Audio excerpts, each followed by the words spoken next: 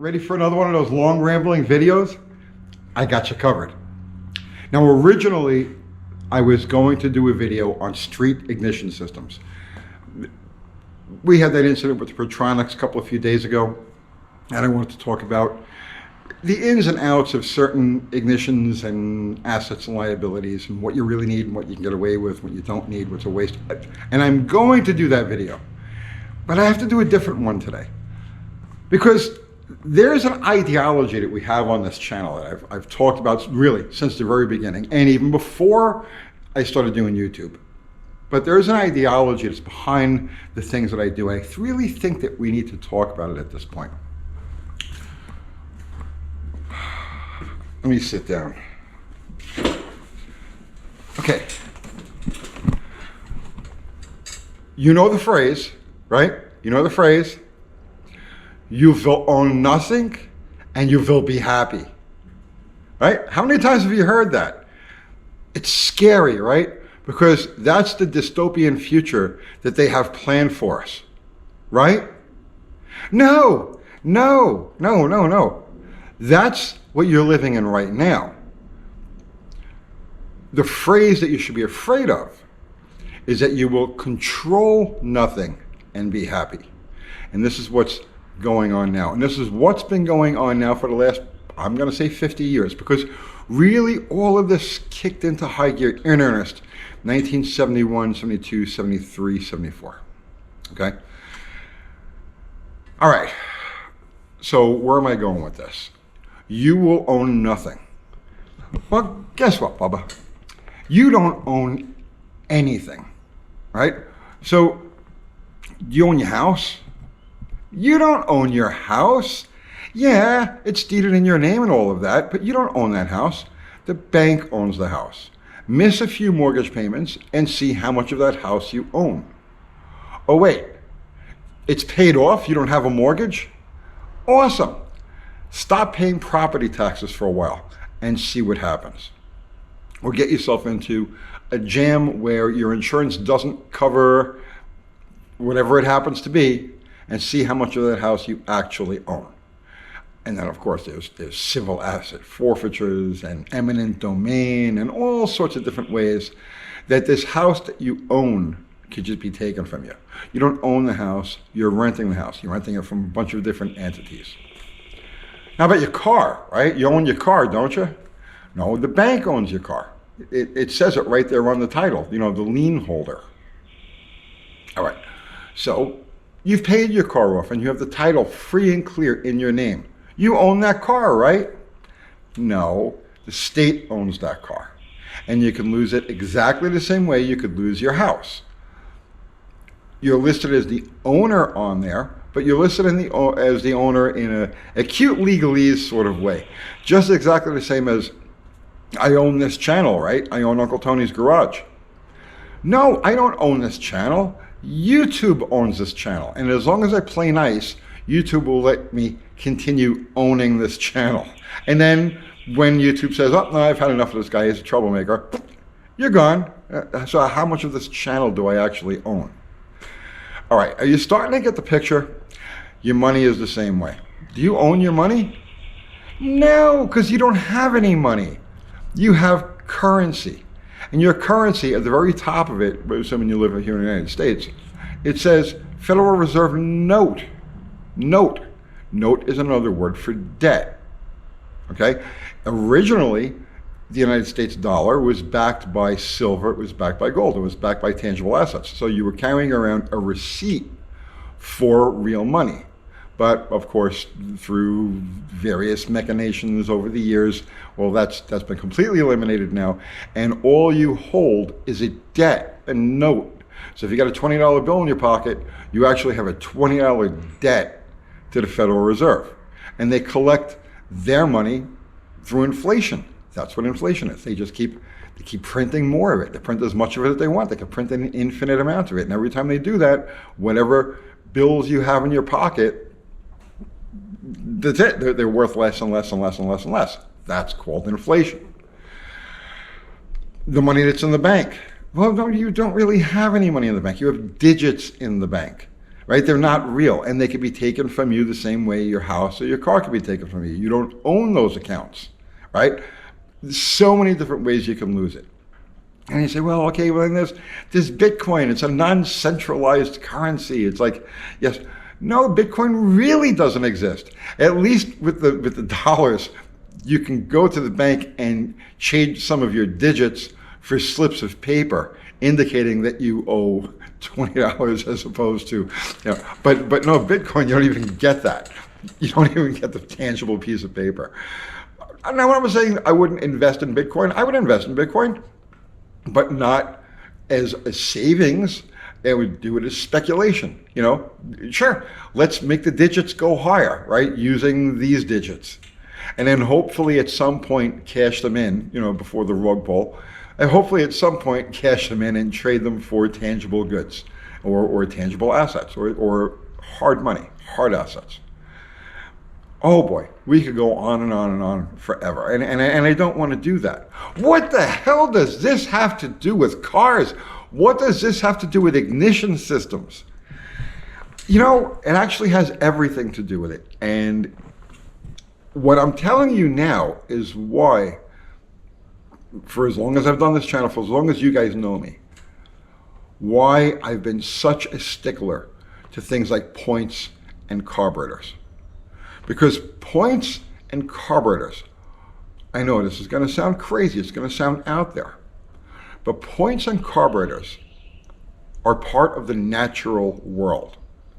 Where did you get that from, right? All right. Points and carburetors are analog devices that work with the laws of nature, the simple, unaltered laws of nature. Points work on electricity, part of nature. Magnetism, part of nature. Collapsing fields, creating high voltage, parts of nature. It's a mechanical device. It's a beautifully simple mechanical device. Your engine runs, these things open and close, and every time they do so, a spark happens. And the spark ignites the fuel that came from the earth. It's such a natural, wholesome process. I know, it sounds crazy, right? Same thing with the carburetor. The carburetor is using things like vacuum, it's using, wind, it's using pressure, it's using all different things that are just part of nature. And you can get in there and you can work with those things and you can tailor them to your desire, or you can repair them as you go along. The points, or I should say the removal of points from our lives, from our mechanical lives, was very, very significant. And it happened during a period of time, 1971, 1972, 73, 74.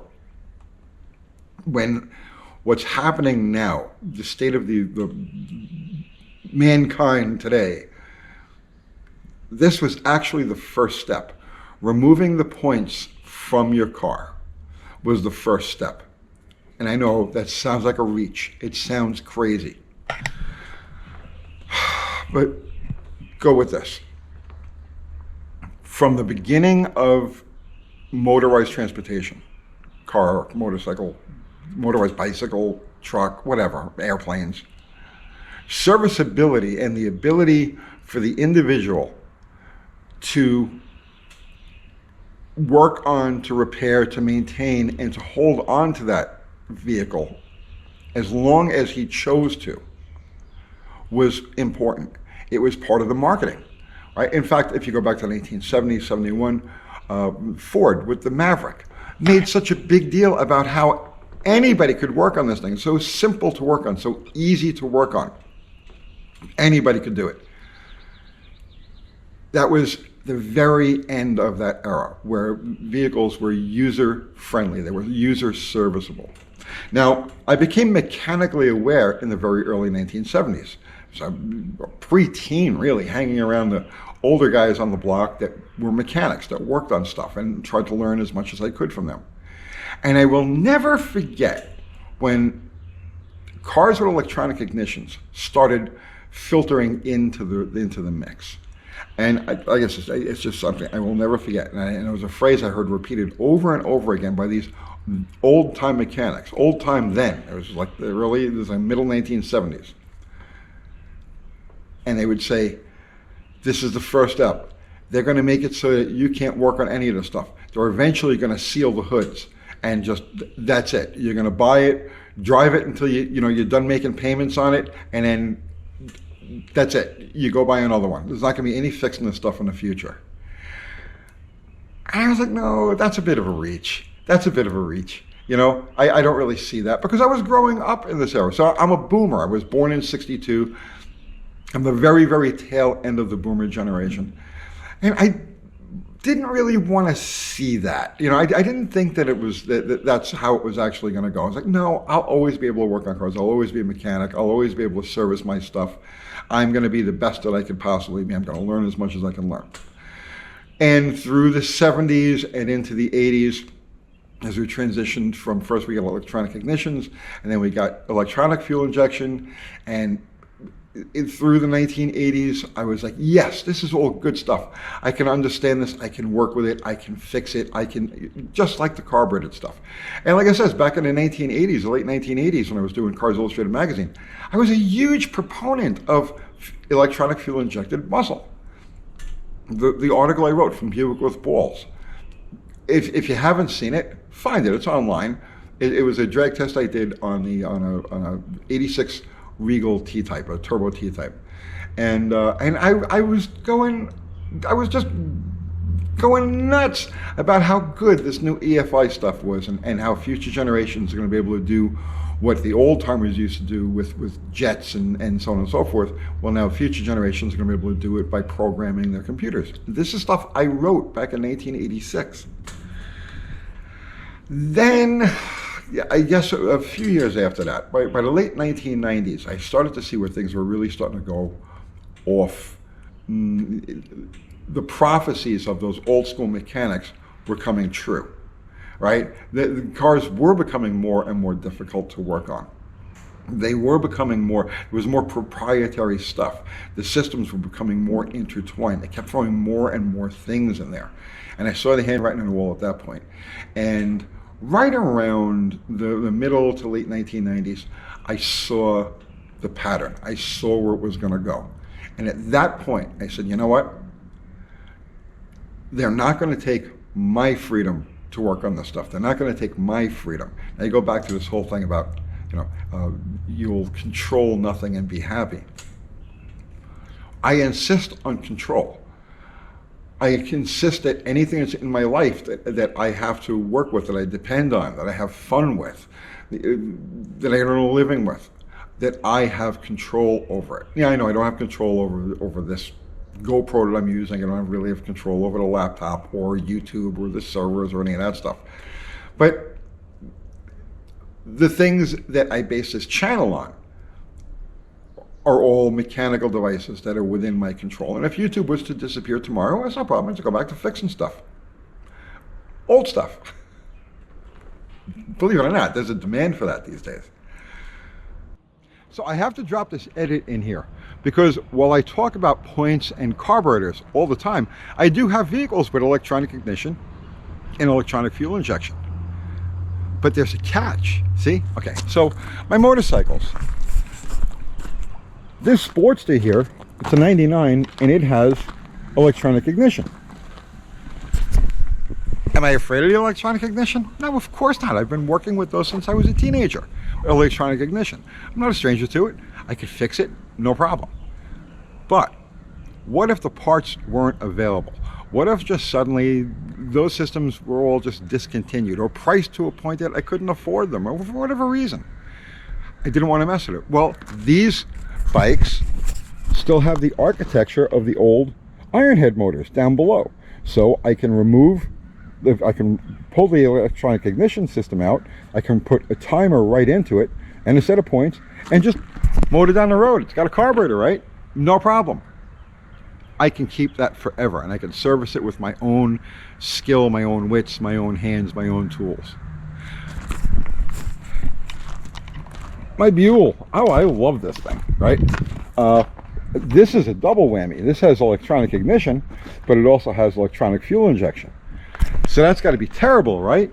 No, the same thing applies because underneath here is everything I need to install a timer and a point system if I had to. And if the ECM was to take a dump, I can't find one, it's discontinued, it's whatever the reason, well, there's enough room underneath there for me to squeeze a carburetor in. So I can actually revert this highly sophisticated modern vehicle to points and carburetor if I had to. But in the meantime, I'll just enjoy it the way it is. These Jeeps, so now I've got XJs everywhere, right? They're all fuel injected, they're all electronic ignition, they're all fuel injected, they're all computer controlled vehicles. But I chose these, I adopted these XJs because they're all based on 1960s AMC engines. I can take any of these XJs and I can convert it to a points distributor and a carburetor. In fact, I just picked up an engine that's got a points distributor and a carburetor, an inline, one of these old AMC motors.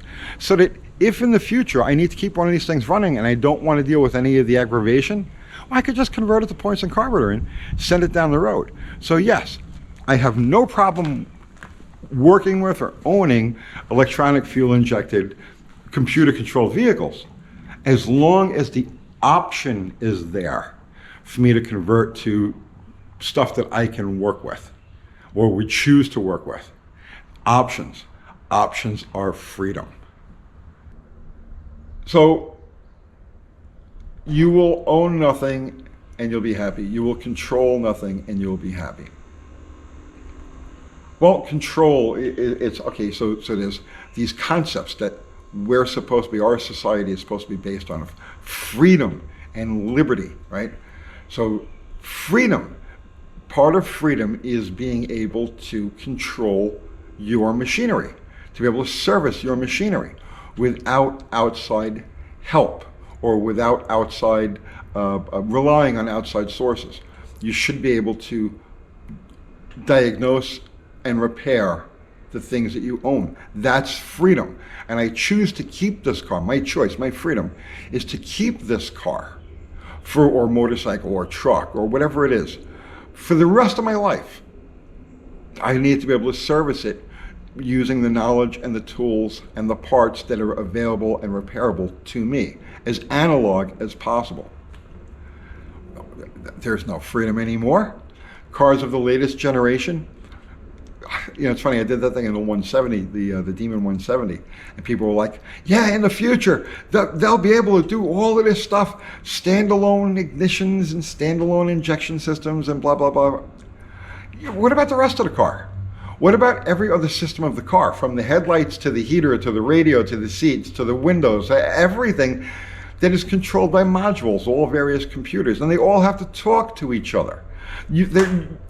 You can't just go to the wrecking yard and pick up a transmission control module for a 2020 car, plug it in yours and go. No, it needs to be programmed.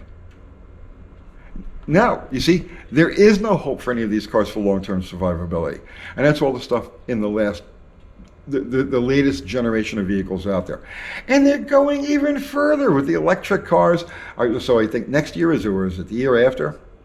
They're going with the kill switch. They have to have every vehicle has to have a kill switch, which is great. That'll stop the criminals. Except what if your criminal act is just that you don't want to be bothered? You know what I mean? Or you're a rebel. Or see, we live in an age where things are absolutely upside down and backwards. Like, for instance, and you talk about freedom. Let's go back to that freedom thing, because like I says, that's what things like these points represent to me. They represent freedom.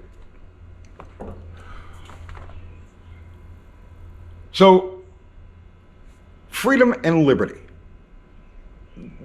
Again, concepts, words that are the foundation of our society. Freedom and liberty. We live in the land of the free and the home of the brave, and you have the liberty, the Statue of Liberty, right?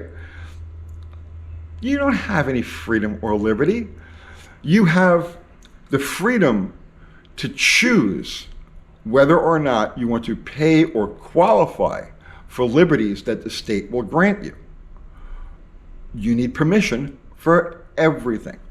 You want to drive, or you want to ride a motorcycle, or you want to put a shed in your backyard or add on to your whatever. You want to put a fence. There's a zillion different things where you need a license or a permit. What can you do in today's modern society without a license or a permit? Yeah, you can eat, right? That's pretty much about it. Everything else, if you want to cook the food, you need a license or a permit. If you want to own the building that the food is cooked in, you need a license or a permit. You want to cut hair, you need a license or a permit. You want anything, there's a license and a permit. That you have the freedom to choose to either pay for or qualify for or whatever the circumstance is. Do you see what I'm saying? Those things don't exist. Boomer. Let's go back to being a boomer, right? So when I was a kid, you watched all of these older movies from like the 1940s, 1950s, right? And they would always portray the bad guys, the international bad guys, like the communists or the Nazis or whoever. They would always portray life in their society as you're restricted from doing everything. And the catchphrase, if you're old enough to remember this, and a lot of you younger guys aren't because this has kind of been wiped from culture. The phrase was, show me your papers, right? So in other words, anything you wanted to do, you wanted to get on a train, you had to show the bad guys your papers. You know, you wanted to get on a boat, you had to show the bad guys your papers. Anything you wanted to do, your papers, right? I'm not making this up. I know you younger guys have never heard this. There's reasons you haven't heard it. Back in the 1980s, I remember the first time I flew. I used to fly pretty often. I don't fly anymore. I haven't since like the 90s. But I remember the first time I flew. It was at a Newark airport. And identification. What? Security? What? No. My buddy dropped me off at the airport. I walked in. I walked up to the desk. I handed them cash. They gave me a ticket. I walked down, I dropped my bag at the thing, walked down the terminal, I got on a plane, and that was it. Same thing coming home. I did it quite frequently back in the 80s when I was doing the magazines. And then when I started doing the racing and I was traveling a lot, same thing there too. People used to fly me around. There was nothing. You just walk you walk in the airport, you walk up to the desk, you pay, you buy a ticket, they give you the ticket, you get on a plane, and that's it. You don't think twice about it. Not like that anymore. Nope. You have to show your papers for everything. Your papers, right? I know. I'm probably going off into places that I shouldn't. And this is, I know I'm losing a lot of you guys now. It's like, this guy's completely out of his mind. He's one of them sovereign citizen people. By the way, you cannot be both sovereign and a citizen. They cancel each other out. Okay? So no, I'm not a sovereign citizen person. But I do agree with most of what they say. So yeah, I know, I'm losing a bunch of you, that's fine. But I do videos like this because hopefully, you know, maybe you're not quite sure what's going on and you see what's going on in the world now, and you see how screwed up the world is right now, and everything is just upside down, inside out of control, and every day you lose more and more of your own personal autonomy. I do these videos and I talk about this stuff because hopefully, if you're one of those people that's looking for the answers, I'm not going to give you the answers. That's not my job. My job isn't giving the answers. My job is just to say, look over there or look over here or do some research or become aware of things. But I'm not going to tell you what to become aware of because, you know, I'm not even certain. I'm not certain who's really pulling the strings, who's really calling the shots, who's really behind all this or what. I don't know. I just know that we're in an extremely unique period of human history. And there's a lot of backwards, you know, there's a lot of backwards. And like I said, you go back to that, you will own nothing and be happy. No, you don't own anything right now. Maybe the clothes that are on your back. That's about it. Anything of any significance, you don't own it. Somebody else does. There's a deed, a title, a license that can be revoked at any time for whatever reason. You know, you can lose these things, so you don't own anything. You buy a new car, and they have a subscription for the heated seats, let's say. You know, you bought the car, right? You bought the car, you own the car, right? Right? And in that car that you own is the mechanism for the heated seats, just using that as an example. But you have to pay a subscription to turn it on. So you don't own it. You don't own it. You have to pay for the privilege of using something that you own. Now take that and multiply that through like really every system that's in the modern vehicle. You see where I'm going with this? I'm not going to tell you what to think. I'm not going to tell you how to think, but I am going to tell you to think and be aware and try to cover yourself as much as possible, because things are rocky now. And oh boy, they're going to get a whole bunch rockier real soon. All right, guys, I hope you got something out of that. Unsubscribe! I'll see you tomorrow.